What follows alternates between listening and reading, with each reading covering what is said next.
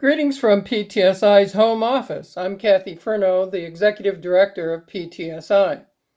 Last week, and I believe the week before, we chatted a little bit about how important it is to plan. So today, I sat down with my staff, who, by the way, deserves a lot of credit. They're working hard under some pretty tough situations there, and I couldn't ask for a better staff. So big high five out there to my staff. But today I met with them and we started planning for the reopening of PTSI's business. And as we all know, it's not going to be business as usual. So what we talked about was how to create what really becomes virtually a touchless classroom experience and environment for you as a participant in one of our classrooms. Obviously, we have to meet the state and county limitations and restrictions for bringing people together in a business environment, which we're making sure we do that. But one of the things that we talked about was how do we do this in such a way that we limit, reduce, or maybe even eliminate people coming in close contact, touching things more than once, that sort of thing. So the first thing that we decided we needed to do is we needed to have individual single-use sign-in sheets that you will sign in with your own pen. We will not provide a pen that everybody uses, so reducing the risk there. We're going to require all of our participants to use PPE. A mask will be required the whole time you're in the classroom. And we've put a hand sanitizer station at the entrance of the training room. So those things really begin to set the tone for the way this is going to roll out. Now, let me show you something else that my excellent staff did to reduce any kind of exchange between the participants as they come to the classroom. Let's take a look at this. The first thing my staff did is they took a look at how would people come in and out of the classroom and do that in such a way that they're not ever face to face. And so they went through the classroom and set it up in such a way that we could have a one-way flow for traffic. So you'll come in, you'll follow the yellow arrows, take a seat, and when you're leaving the classroom, you'll follow the yellow arrows completely around and back out so that you're not ever face to face with another participant. The other thing they did is they started to take a look at how we would set the classroom up. And you can tell by looking here that we're 6 feet apart in every direction from the other participants. And in order to do that, we're putting one participant at each table.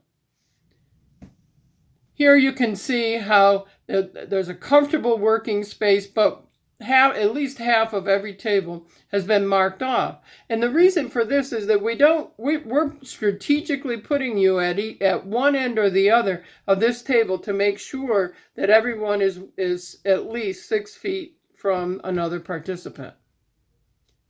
Another great way my staff is really taking on the challenge. So as you can see, my staff is working hard to ensure that the classroom is as low risk as possible for you as a participant in one of our courses. So go to our website. We're slowly putting things up there, moving to reschedule in anticipation of our county loosening up some of their restrictions. We'll see. Certainly, we will make sure that we're always in compliance with state and county requirements and limitations, but it's time to get things moving again. The PDS, the New York State Professional Development Seminar, is moving forward at a really pretty good rate. And I think that the first part of next week, you can anticipate an email from the State Education Department for SBDIs and MIs to let you know exactly how you will access your PDS. Of course, once you get your PDS materials, then you can start another level of planning. You can start as SBDIs and MIs. You can start using the materials to plan your driver refresher for the fall. Start getting that, get all that information under your belt so that you know exactly how to roll that out when the fall comes and schools reopen.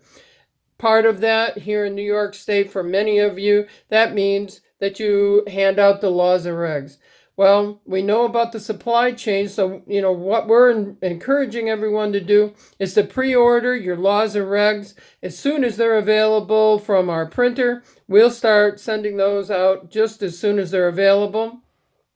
And it's anticipated that we'll be able to start shipping mid to late July.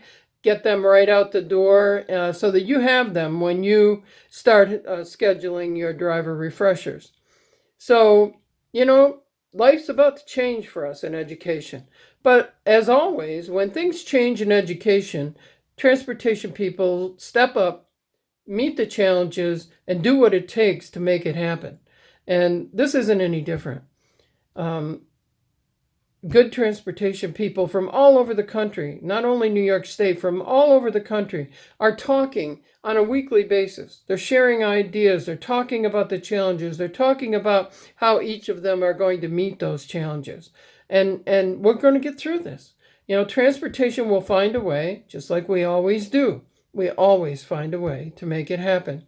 And an important part of moving education forward, we have to get them there, right?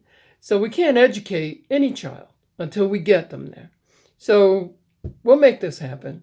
And the one thing that we do know about change is that the world may be changing, but what's in here doesn't change.